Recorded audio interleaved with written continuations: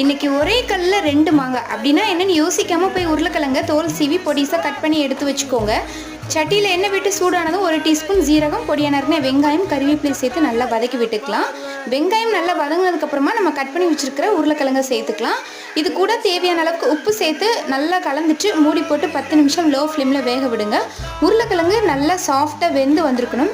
ஒருவேளை உருளைக்கிழங்கு வேகலை அப்படின்னா திரும்பவும் கொஞ்சமாக தண்ணி தெளித்து மூடி வச்சு வேக வச்சு எடுத்துக்கோங்க. அதுக்கப்புறமா இதில் 2 முட்டை உடச்சி ஊற்றிக்கலாம். முட்டை நல்லா ஸ்க்ராம்பிள் பண்ணி எடுத்துக்கோங்க. அதுக்கப்புறமா இதில் 2 ஸ்பூன் சிக்கன் 65 மசாலா சேர்த்துட்டு நல்லா பச்சை வாசனை போகிற அளவுக்கு வதக்கி விட்டுக்கலாம். நல்லா பச்சை வாசனை போனதுக்கப்புறமா ஸ்டவ் ஆஃப் பண்ணிவிட்டு கொத்தமல்லி இலை சேர்த்துட்டு சுட சுட நீங்கள் சாம்பார் சாதம், ரசம் சாதத்துக்குலாம் நீங்கள் சைடிஷாக சாப்பிட்லாம். ரொம்ப டேஸ்ட்டாக இருக்கும். சூடான சாதத்தில் 2 ஸ்பூன் நெய் விட்டு 1 கரண்டி இந்த உருளைக்கிழங்கு பொரியல் சேர்த்து நல்லா மிக்ஸ் பண்ணிவிட்டு சாப்பிட்டு பாருங்கள். டேஸ்ட் வந்து ரொம்ப நல்லாயிருக்கும். என்னைக்காவது காலையில் நீங்கள் எந்திரிக்க லேட் ஆச்சுன்னா கண்டிப்பாக இந்த ரெசிபியை நீங்கள் ட்ரை பண்ணுங்கள். டேஸ்ட் ரொம்ப அட்டகாசமாக இருக்கும். இது மாதிரி ரெசிபிஸ்க்கு சேனலை சப்ஸ்கிரைப் பண்ணிக்கோங்க. பாய்.